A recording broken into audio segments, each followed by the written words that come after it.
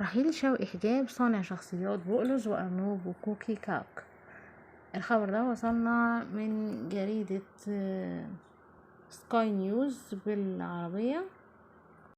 والخبر ده وصلنا اليوم الخميس 27 يوليو 2023، حيث توفي يوم الأربعاء الشاعر الغنائي الشهير والمخرج شوقي حجاب بعد صراع مع المرض عن عمر ناهز 77 عام، فيما وصفه ناقد فني متخصص في حديث لموقع سكاي نيوز عربية بأنه شاعر بدرجة مبتكر، حيث صنع العديد من الشخصيات اللي ارتبط بها الأطفال في مصر والمنطقة العربية. وكان الشاعر الراحل شوقي حجاب يعاني من مرض عضال، وتدهورت حالته الصحية قبل أيام ما استدعى نقله لإحدى مستشفيات مدينة السادس من أكتوبر لتقديم الرعاية الطبية له، ولكنه فارق الحياة